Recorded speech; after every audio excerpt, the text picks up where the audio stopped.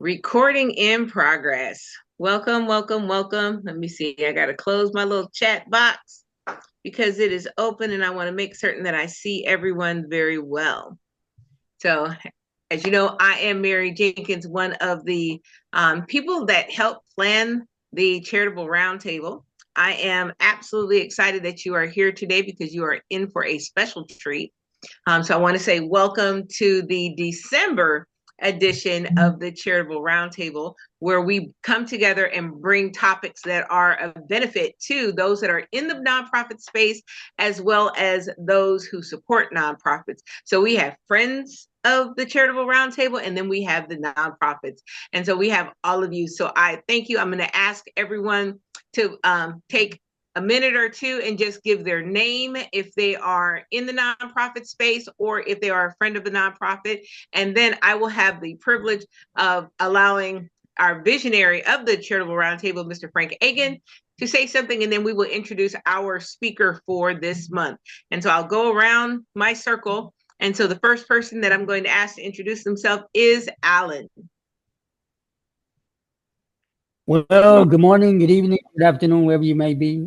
Thank you, Mary. I'm Alan Holmes, Master Connector. Community is the essence of business, and I'm the Master Connector for creating it. I call myself a human surgeon, and I am a friend of the Roundtable because of the incredible, the legendary Kurt Roscoff.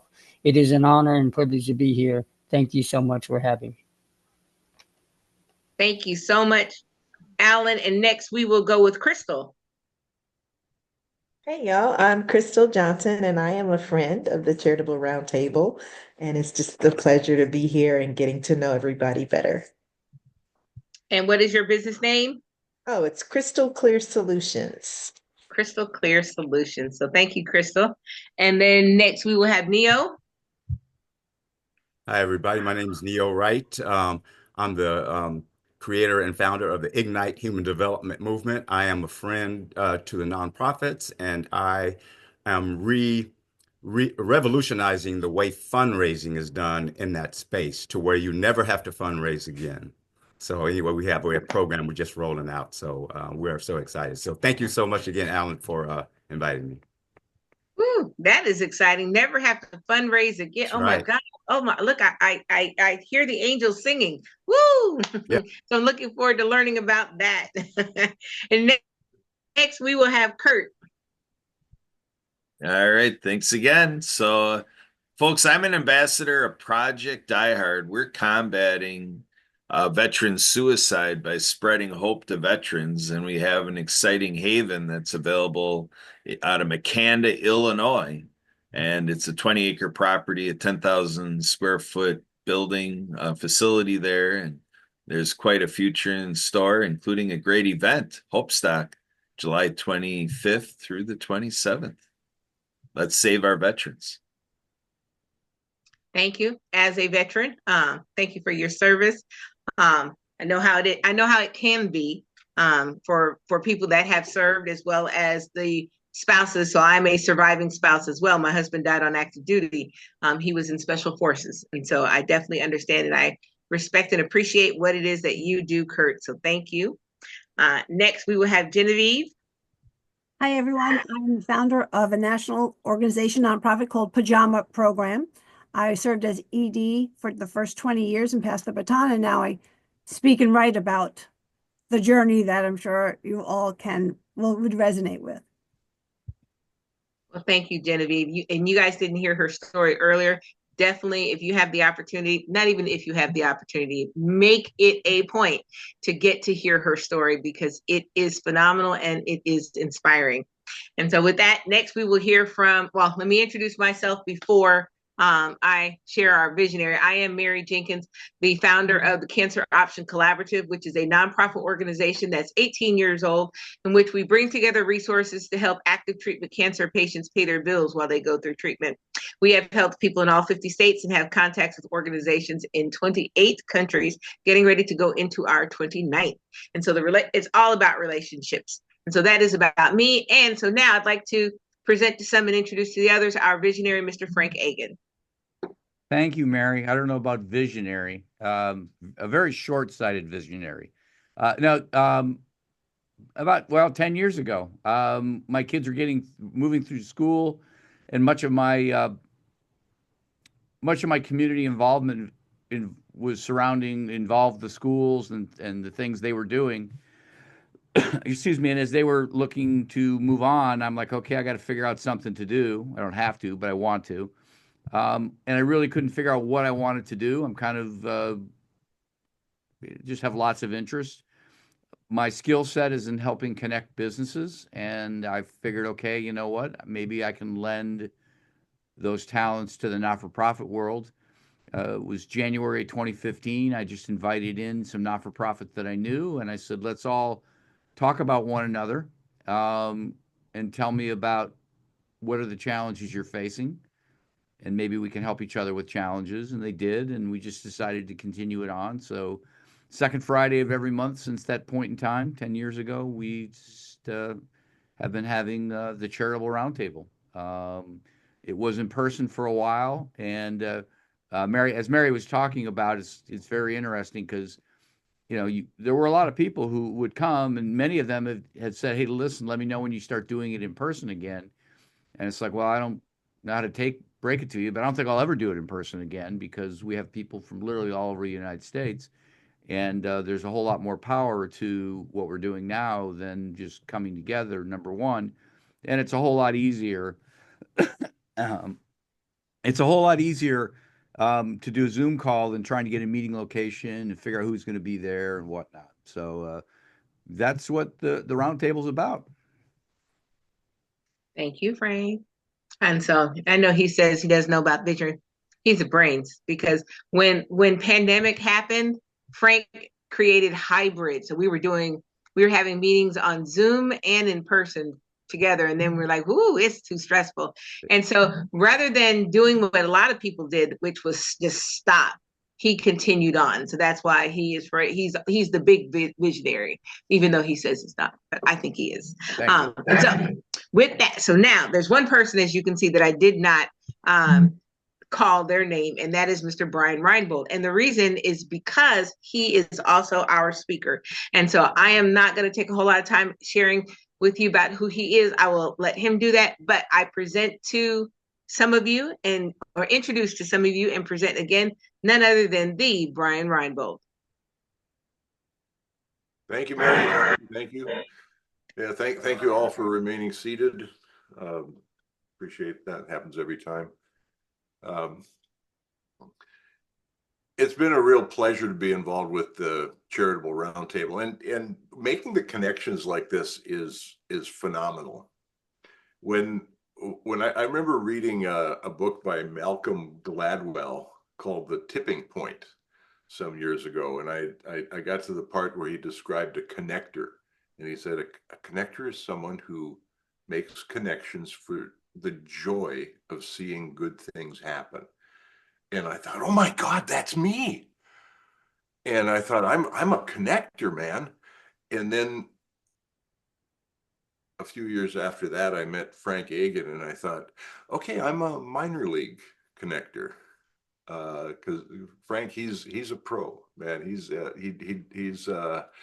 guy that makes this happen. And I got to give a shout out to Kurt Roskopf, because I know Kurt is a phenomenal connector, and as I got from the introductions, I got Alan is here because of Kurt, and Neo is here because of Alan. So Neo, you're like Kurt's grandson in the Charitable Roundtable parlance. My dad was a teacher, and he always said, if you learn something new today, it's a good day. There's a story that I like to tell, and I'm going to just go ahead and tell that right now. I think it always applies when we want it to, and I've found that I'm really good at beating myself up. I didn't do that as well as I could have. I didn't finish that.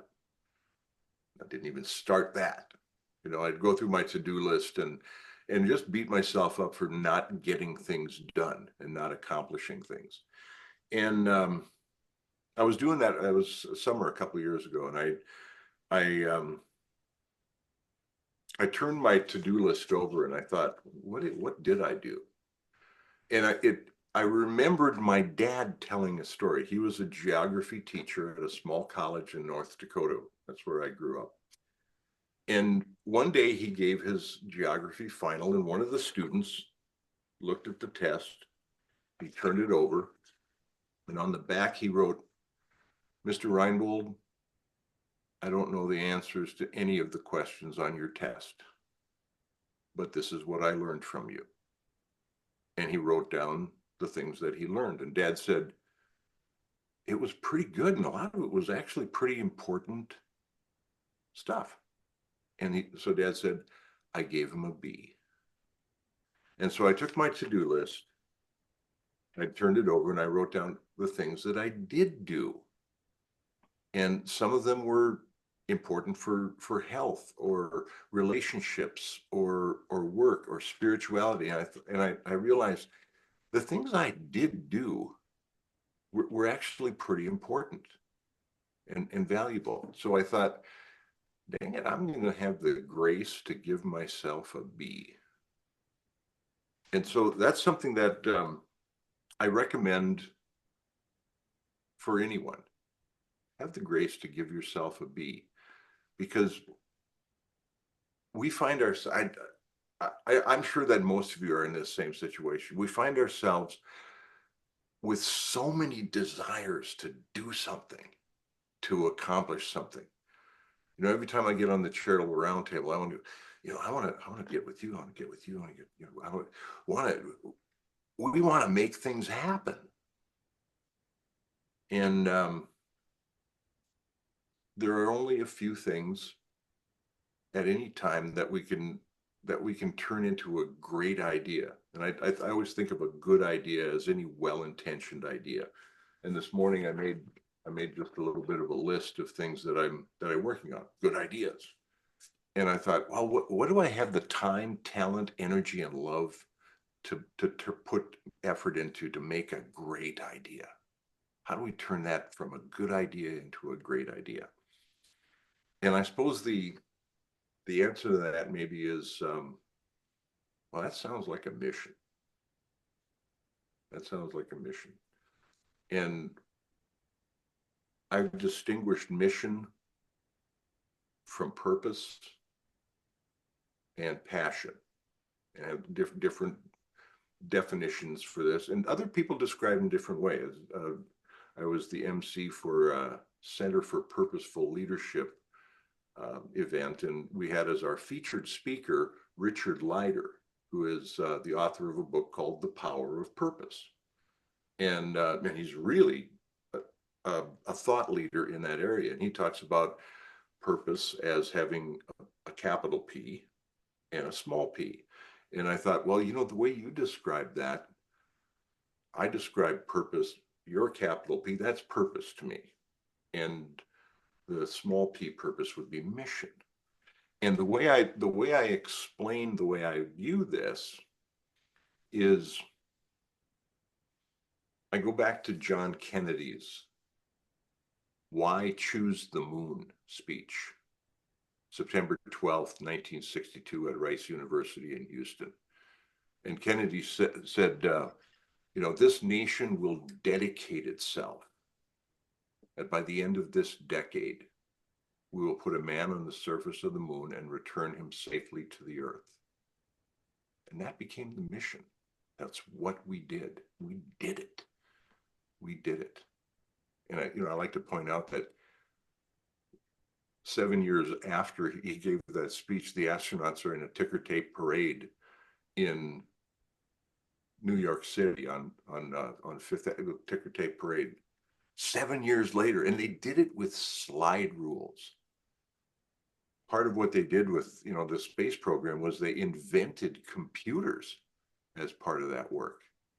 So that's the mission. That's the mission. What we do. So and Kennedy went on to describe. He said about purpose. He said, You may well ask, why choose the moon? Why set that as your goal? You may well ask, why climb the highest mountain? Why 35 years ago fly the Atlantic? Why does Rice play Texas in football? That's still a good question. He said, we don't do these things because they're easy, but because they're hard. Because that's what brings out the best in us. So the purpose as I see it is to bring out the best in us.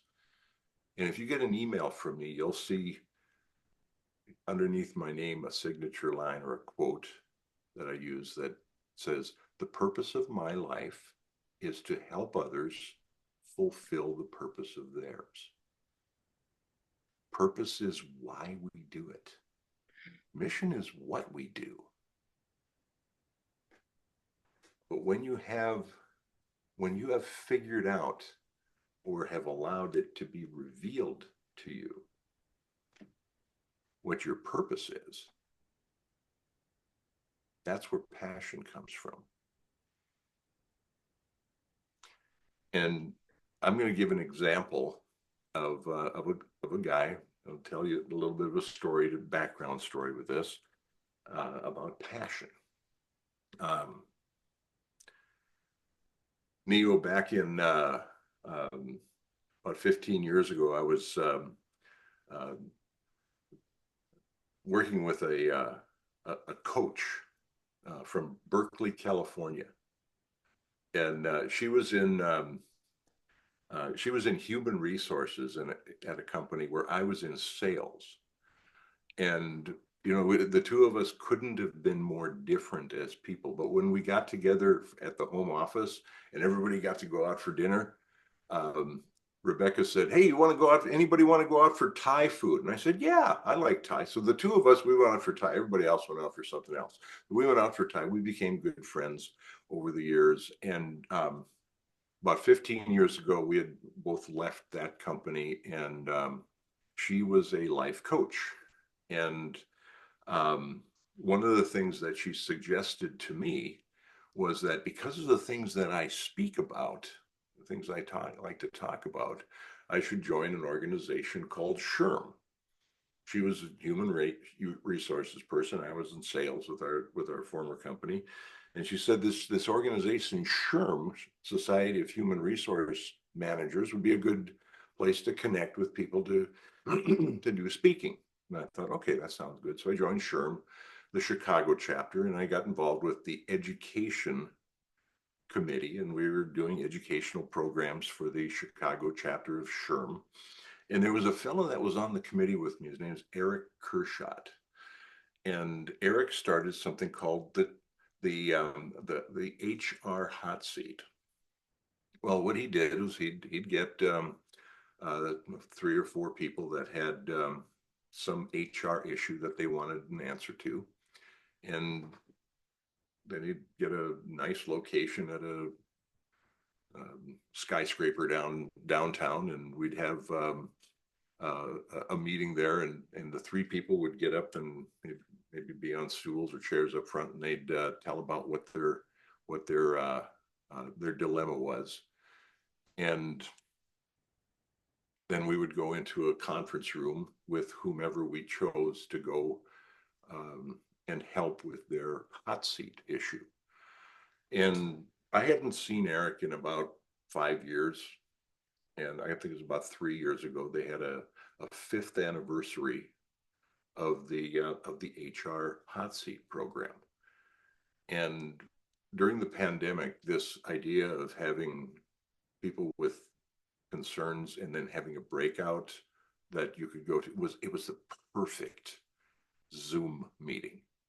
And so there were people that were joining from all over the country. And at the 5th anniversary celebration, there were 350 people on the Zoom call. And it was really pretty cool. And I hadn't seen Eric for some time, but I had to make the comment to him. I said, man, you are alive with purpose. And then I thought, gee, I got to write that down. That's not bad. But I thought alive with purpose. And it occurred to me that we all love to be around passionate people. And I'm talking about people who are genuinely passionate about something, not necessarily zealots, I suppose, but passionate people. It's like we love to be around passionate people, right? And it occurred to me that passion is what ensues when we live our purpose. So there you have my view on the three ideas. Mission, that's what we do. Purpose, that's why we do it. And passion, that's what ensues when we live purposefully.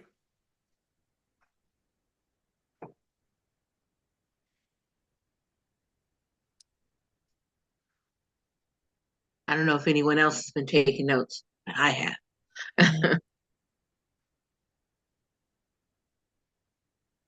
Hold on. Thank you, Brian. Had to write my last word. Thank you, Brian. What you shared says something so tremendous. So thank you so much for sharing with us on today. The fact that we're in December and it's we're at the end of 2024 and we're going into 2025. And, people have said, oh, we want more in 2024. And now they're saying we want to thrive in 2025.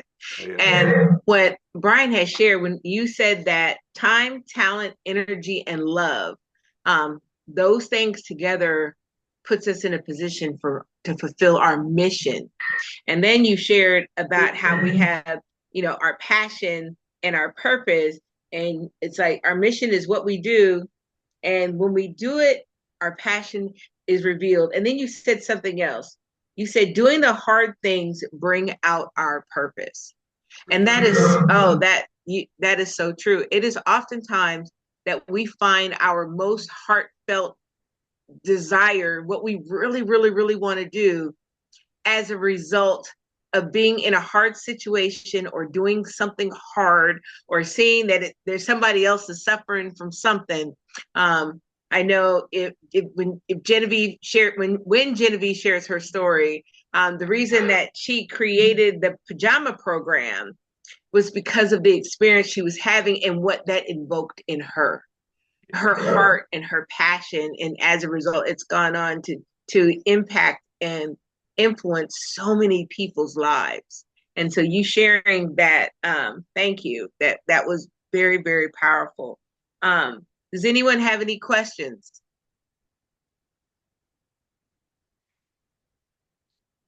Or any comments?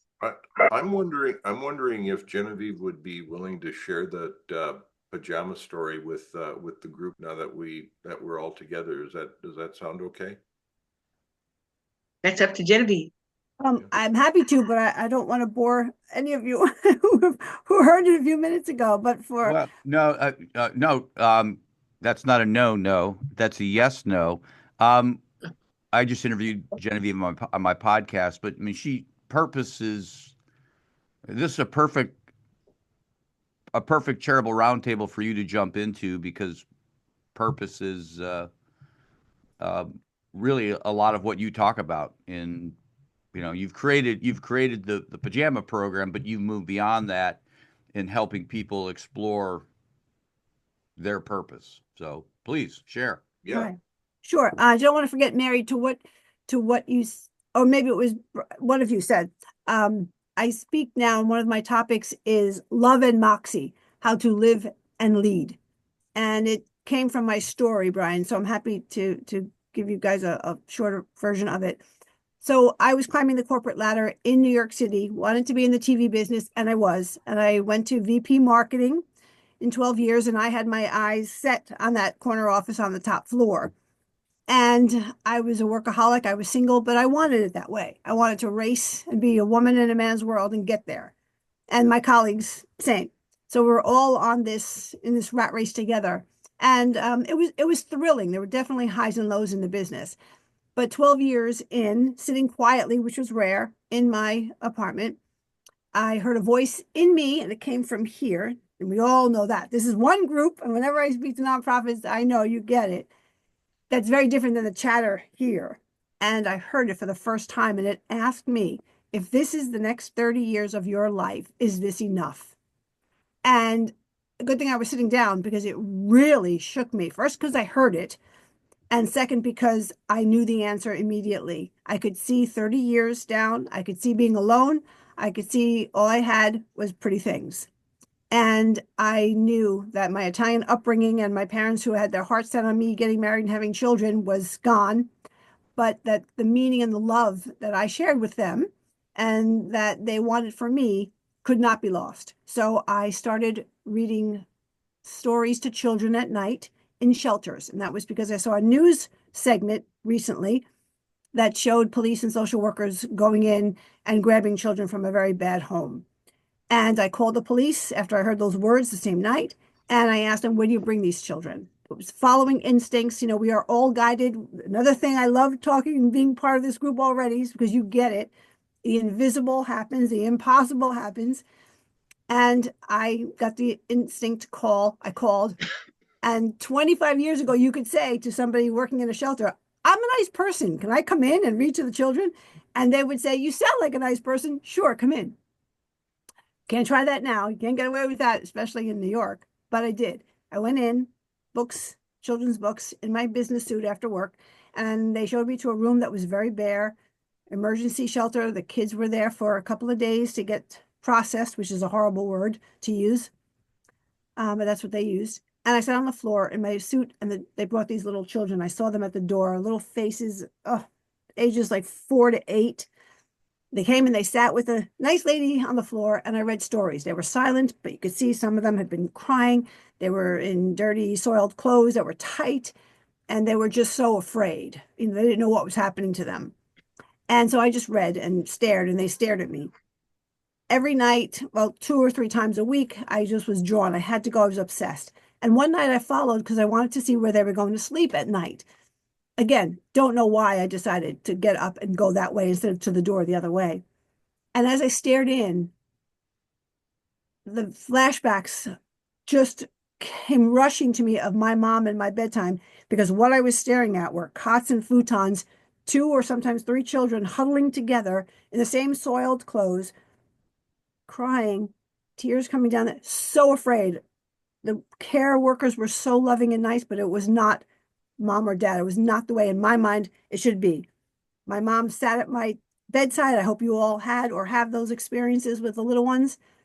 And there's tender love, and there's calm, and there's peace, and there's knowing that they'll be there for you in the morning, and there's giggles, and there's snacks, and there's stories, and there's pajamas. And I saw them in their clothes, and that's what stuck out. So as the care workers sort of pushed me, because I guess I was paralyzed, to the door to leave, I turned and I asked, can I bring some pajamas next time? And they said, that'd be lovely. No one does. So I brought pajamas. I read to the children. I handed out the pajamas. They were silent. They took them quietly. They were ushered into that room to go to sleep. One little girl was too afraid of me to come near me. She wouldn't take the pink pajamas I had picked for her. She just kept backing away from me, but she wanted to watch me give them to the children. And when she was alone, which I was surprised that she stayed to watch me in the corner, I went back over to her, and she was with a care worker, and I knelt down with the same pajamas I tried to give her, and I explained she could keep them. She didn't have to give them back. And I wanted her to touch them and feel them and see how soft they were. And I told her she could wear them tomorrow. I'm sure that would be okay. And I looked at the caseworker, and she said, sure. And I said, honey, don't you want to take your pajamas? And she leaned in and she whispered to me, what are pajamas? And she could barely say the word. And it just threw me. Never in a million years did I expect that question and response, nor did I expect how it would just pierce my heart like an arrow. And I was really steadying myself. And I'm getting teary-eyed. 25 years later, I had to steady myself, because I didn't want her first to think she'd done something wrong to make me cry or get upset. And second, because I knew I had to explain gently what pajamas are so that she would take them.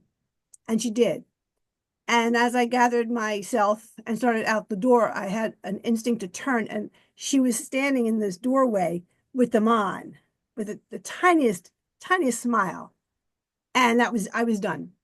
I was obsessed. And through 20 years, the first 20 years, it was an incredible journey. I've written 2 books about it, but it was ups and downs, very honest of what I did wrong, what I did right. But thank God for purpose that we all know about, passion, moxie, and the leadership skills I learned on the job, as opposed to the skills of being a boss 25 years ago that we were and that we had.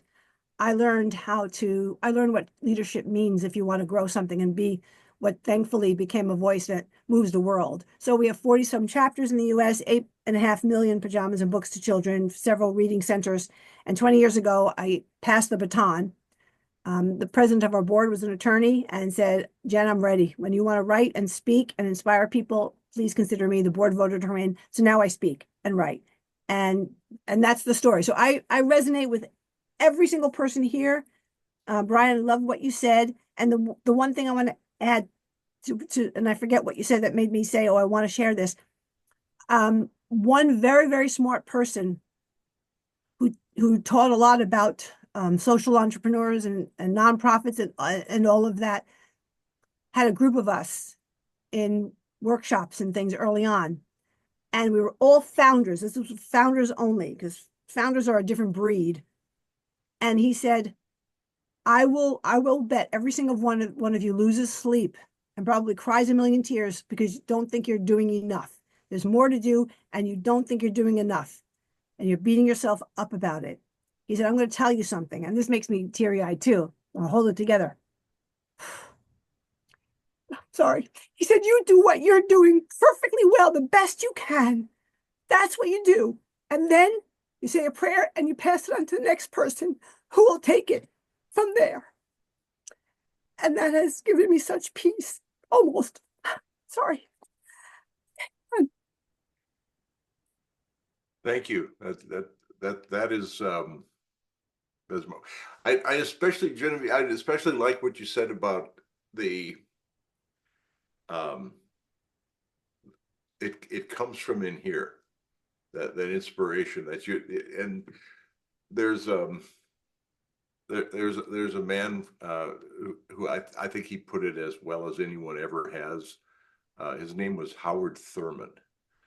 And if you know the name Howard Thurman, he was a minister and an educator, maybe around 100 years ago. And one of the things that he said that I liked best was, we all spend our whole lives waiting, listening for the voice of the genuine. And if you cannot hear it, you will spend all your days at the ends of strings that someone else pulls. And when you hear that voice, which Hard voice, I call it. You know, it's a voice that speaks quietly, in whispers perhaps, and in understanding rather than words. And the more I share that experience with people, the more other people open up and say, oh, I've had that kind of mystical experience myself. And you know what? That's pretty dang cool, because you know, when you think of us as you know, I was at a men's group earlier this week. I said, you know, we look at the ceiling in this room, and there were light bulbs, like in my office here, light bulbs in the ceiling, and say, we're kind of like light bulbs. You know, we tend to think of ourselves as being separate from other people, and as a light bulb is separate from the other light bulbs. But when you turn the light bulb into the socket, it's connected. And if you take and go back to the point where all the light bulbs get their power, they're all connected. They're all connected, going all the way back to the source of power. And in that same way, that voice of the genuine, as Howard Thurman called it, animates all of us. and it gives us the light to shine out into the world. I remember thinking once, there was a knocking at the door of my heart, and I had to open the door and let that light out into the world. And I think it's a different perspective than we often hear that story told. But I think our heart voice. It's a quiet voice, and it's an understanding, and that's why we're here. So oftentimes it's called that still soft voice that we hear. Yeah. And like what you said, we hear the best, in my opinion. This is what I've seen through my 18 years of being in the nonprofit space. People hear the best when they're in pain, because we're listening, we're looking for something that will help us, something that will get us across. And that is through those eyes that we're really able to see. Because if we had never experienced the things that we experienced, then chances are we wouldn't be in the nonprofit space.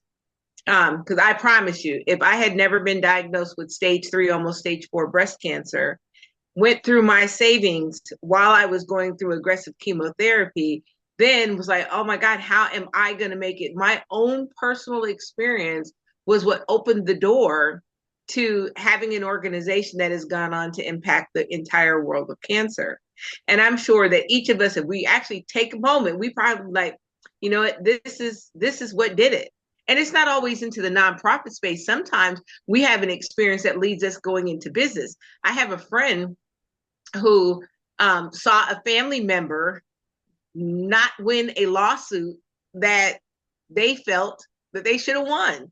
And as a result, they became an attorney and they're great. And I'm like, that is interesting. And so it doesn't have to necessarily where you start a nonprofit. It could be that sends you into for-profit, or, it's starting a business with where the economy is right now, literally, not even the economy, just where the scope of the world is right now.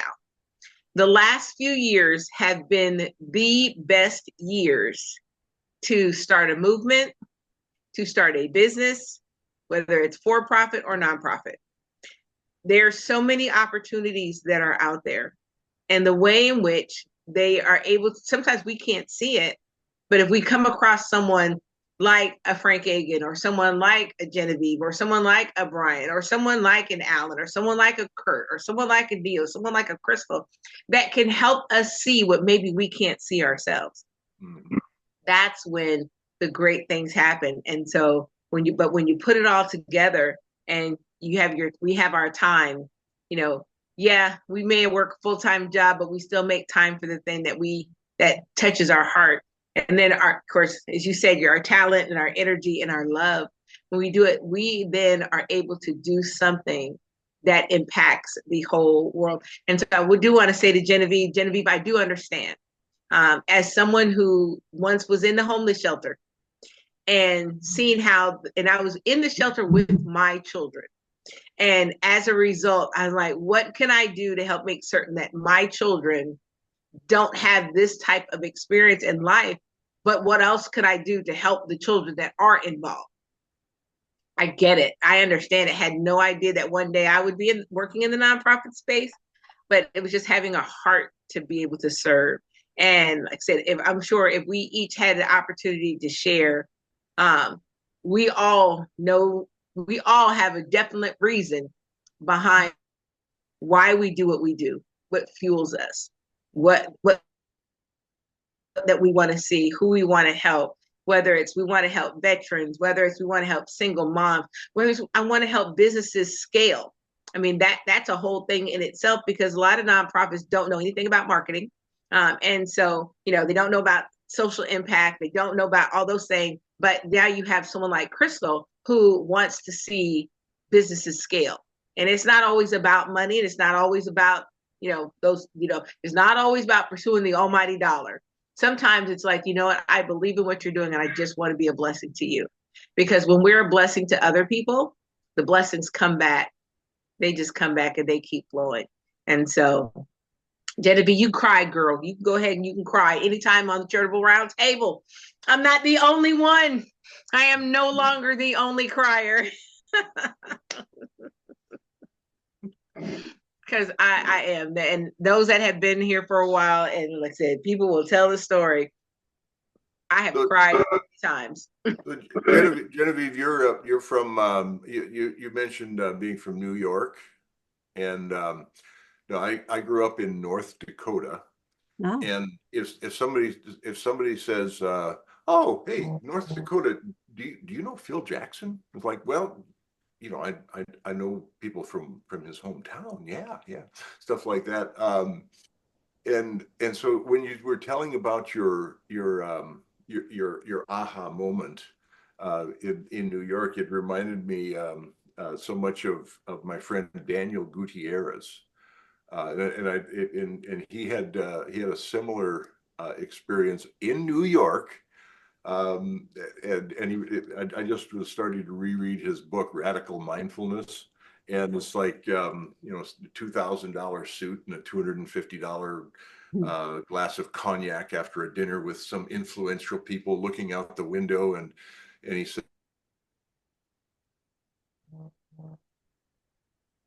He froze. tear was coming down my cheek when now he has a retreat center in Peru, and but he had that experience in New York, so I was wondering, do you know him? No, I'd like to, but no. So, Frank, you're on mute. Hey, Brian, you froze like at the punchline. I don't know if people caught it or not. I did. I'm sure it was great. For me, that might actually be a benefit. It's Well, like, I thought what you were doing is setting us up and saying, well, if you want the actual information, you have to pay. At this point, there are 5 ways to get rich. Here's a 5-step formula to get rich. Here are 4. I need $1,000 for the last step, kind of a thing. Yeah. Sorry. Yeah, you lost us when he was staring out the window. Okay. So Daniel was staring out the you. window, and a tear was coming down his cheek, and he said he was wondering, is this all there is? And he left the corporate world. There's a guy that was making $25,000 for giving a speech, and he left the corporate world and went on a journey around Bhutan and Peru, and wound up settling near Machu Picchu. So that's I say he's my best friend that I've never met, and we have friends like that in our world these days, right? So I actually got to have dinner with Frank Egan when I was in Columbus a couple of years ago. So that was something of a treat. Thanks, Frank. Anytime we get to meet with people, especially the people that we meet on the Charitable Roundtable, and we get to meet them in person, it is so fulfilling, so rewarding. And I know I heard, Neo, that you are in California, and Alan, you are also in California. I'll be in California in February. I'll be in Anaheim. And so don't know how far that is from you. I'll have a rental car. And so we may be able to connect while we're out there. You never, ever, ever know. I had the opportunity in October to do a speaking engagement for a company from California. It's headquartered in California, and it was a virtual speaking engagement. And there was a lady, she said she was absolutely crying during the speaking engagement. And so she told the people that coordinated the event that she wanted to connect with me. And she wanted to connect with me because she's a cancer survivor. And she had a heart to want to do something to help other people, but really didn't understand how to do it or what to do. And so I reached out to her and come to find out she's in Anaheim, California. And so we are going to meet in person in February. And she's like, I just can't believe that I'm going to have the opportunity to meet you in person. And I'm thinking, I'm going to have the opportunity to meet you. And so having the opportunity. Yeah, I suggest you all plan to get together at Alan's place, because that's probably only about 3 hours from each of you there. Okay. Yeah, Anaheim is actually about currently I'm in Hemet. That's only about 2 hours. Oh, that's not far at But all. at that and by February, I things could happen because you mentioned a associate who became a lawyer because of the lawsuit.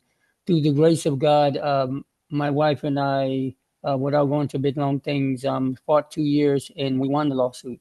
And it's supposed to that we just got the information this week that they will send the money overnight by at the end of next week, which allows me to live my purpose, Mr. Brian, in Anaheim. Even though I'm a Dodger fan, I love Anaheim. So who knows what the miracle will bring? You may just accidentally, on purpose, see Mary, Mr. Neo, and Alan somewhere in your orbit. Back to you, ladies and gentlemen. There you go. Well, Ladies and gentlemen, congratulations. yeah. I know what it's like to go through a lawsuit, and I know what it's like, how long it takes. I went through one, and and it took 2 years for me to win. Yes, unfortunately. So I've shared that I'm a cancer survivor. The surgeon. So when I started the organization, I was still in active treatment. So I put off having reconstruction surgery for 6 years. So they removed my right breast. I waited 6 years to have the reconstruction surgery done. Come to find out, the person that did the surgery did not have the qualifications to be able to fix one thing if one thing went wrong. And the one thing that could go wrong went wrong. And rather than her reaching out to another surgeon for help, she put me in intensive care and then sent me to a nursing home where I almost died. I was there for almost 6 months, literally fighting for my life. I ended up having a conversation with another surgeon, and they were like, "You need to have a good attorney." Ended up pursuing the legal matters, and she was found guilty of medical negligence. So I filed in 2014. I won the case in 2016. Then she appealed, and it didn't actually go through the appellate courts until 2019. So it took 5 years. And then they wanted to, her attorneys had my attorneys ask me that if I would be willing to sign, and I think it's called an NDA, to where I would never talk about this, what happened in my life. And if I agreed to it, then they would pay me right away, or else that they would consider appealing to the Supreme Court. So it took a long time, but in the end, I did not sign it because I'm like, this is part of my life and I don't really care about the money. I wanted to make sure that people know what happened to me and it doesn't happen to anyone else. And so they agreed, they paid me. And then the state of Ohio didn't discipline the doctor, unfortunately. And as a result of not disciplining the doctor, she kept performing and messed up some people. And finally, last year in 2023, after 11 years, they finally revoked her license. And so stay tuned for the later updates, because now all the media people, they now want to tell the story. And so in order to tell this particular surgeon, she's the TikTok famous doctor, Dr. Roxy. And so according to them, they can't tell the story without telling me, without including me. So I do understand. So congratulations on the, or how they say, congratulations on the wait. You made it through the wait. So congratulations. God bless both of you. God bless both of you. Yeah. Thank you. Thank you so much. You're welcome. And I'm excited to see what you're going to create on the other side. Yeah. And if I can be of help when you are ready to, to actually step officially into the nonprofit space and go through all that filing and all those great things, just let me know. I'd be more than happy to help. Well, it's an honor and privilege. With when Kurt brought me to this, space, I believe almost 5, 6 months ago, I knew that it was going to be something big. And when I spoke to Neil, who I met on Alignable, and he mentioned his vision, I said, "Oh, there's only one place that you need to be." He said, "I'll go." Shut. I said, "Yeah," because I realized, like Brian, I love that word connector. I tell people we're all connected. We're human. That's why I call myself a human search engine. We're all human search engines. And what, because we never know what we don't know, and how many lives we're gonna touch. Two lieutenant colonels, unfortunately, 45 and 47 respectively, took their own life last week, and it hurt me in my heart. So when I heard that story, I shared it on LinkedIn. But as a U.S. Army 13 Bravo veteran, I said there's two spots that are no longer filled in that family's career, so we cannot have this continue to come on. So when Project Die Hard, it heard mention, I'm part of that. Well, not, I support it, and I know Brian Gibson, and that's my mission: eradicating poverty, ending mental health stigma.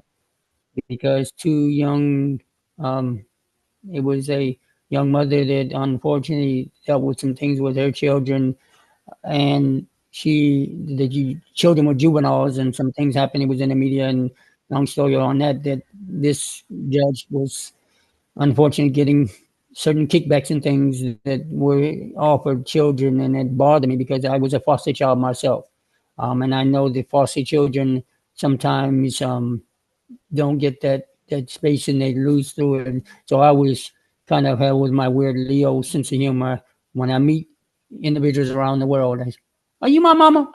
So that's where my Leo comes in. But together we got to support certain groups and organizations. And I guess what I'm sharing with this point of my story is thank you, Mary, for what you do. Thank you, Brian. Thank you, Crystal, Genevieve, Heart of Gold, Angel. Thank you for doing what you do, all of you. And of course, Neil, thank you for stopping by. Frank, got you, brother. And all of you, Kurt, thank you for bringing me to this thing called the Charitable Roundtable and changing the world. Back to you, Mary. Let me just jump in real quick. Next month, I'm going to talk about creating energy. We've all been in organizations that are ho hum. We've all been in companies that are ho hum. We've all been in teams that are ho hum. And we've all been in those same situations with high energy businesses, teams, whatever. There was a study that was done in 2004 where they uncovered what creates energy in organizations. And I'm going to talk about that study in January. So I'll that's my little tease to you guys. I'll obviously get it out to others. The second thing I want to say is that next Friday at 11 o'clock, if you are interested, we're going to have a brainstorming session about the Charitable Roundtable and how to move it forward. You don't have to come. If you're interested, great. But there's a law out there. It's called Metcalfe's Law. And what Metcalfe's Law says is that the value of a network is proportional to the square of the number of connected users. So, for example, if there are two people on the Charitable Roundtable, there's really only one conversation, one connection. But if there's 5 users, 5 people, then it goes to 10. 25. Yeah. That's not the stats I've got here, but whatever. Well, it doesn't say it's a square, but it grows exponentially, Brian. I said square; it grows exponentially, and I can prove out the formula to you. My point is that for this to have its power, we just all need to try and get more people here. And so that's going to be a big part of the conversation in next week is how do we, today's kind of an anomaly for whatever reason. I don't know. We can all speculate. But the more people, the more information, the more connections, the more people saying, I know the person you should talk to. So, Thank You you. know, when I first met my wife, we talked about something called relationship math, and she had this thing. I think it was Dan Millman wrote a book, the life you were born to live, and it has to do with numerology. And you take your birth date and you add up the digits in your birth date, and so I'm like a 27/9, and she's like an 11 somehow. And I said, well, so if we add to one another, we'd be 20. But if we multiply one another, we're 99. But occasionally, we have the opportunity to work with someone where we become their exponent. And in both of those cases, we're in the billions. And so it's almost it's unimaginable to think of that. And it's just a math thing. It's a kind of a numbers thing. It's not a provable type of thing, but it gives us a mindset that says, I have found my exponent. And that is pretty remarkable place to be. So thank you for letting me share that. Thank you. Thank you. Kurt has shared information in the chat, so please save the chat. So that way you'll have it. Crystal, we haven't heard much from Crystal today. Dang it. Did you want to jump in with a little holiday cheer? I was just soaking it all in because you can go, what is that, the proverb? You can go further alone or faster if you're alone, but together, there's so much more power, and the power of collaboration and everybody bringing who they are, what they do well to the table. I agree with what Frank was saying as far as the much greater reach and the much broader impact that can be had in that kind of a space. So it's always exciting to me. And sometimes I have to watch myself because I'll be a member of every possible thing that that there is, just because I want to be who I am and bring what I can to the spaces that can support people. But this is really great. Everybody have a wonderful, safe, and happy holiday. Um, and for fun, I don't know if you play around with AI, but there's an app that's called Suno, Suno, and you can use it to make music. So you can put a prompt into it and it'll generate a song for you. So do something fun. Maybe you can do a little challenge with your families or something different where everybody creates a serious song or hilarious song or whatever. But that might just bring a little extra holiday cheer to you. So Nice. Thank you you. That's said it good was news. Suno? yes. suno.com. It's wonderful time. Let me see. Yes, Thank you for sharing that. Thank you. absolutely. Thank you. Well, we are almost at the end almost at the end where this is a time. Thank you, Frank, for already sharing about wanting to have a meeting next week so that we could brainstorm. As we had been sharing, January is the 10-year anniversary of the Charitable Roundtable. And so we definitely want to have a full array of people for next month. I'm going to reach out to some people from way back when and be like, hey, we want to celebrate what we have been able to accomplish. And, it could be great without them, but it'll be amazing with them.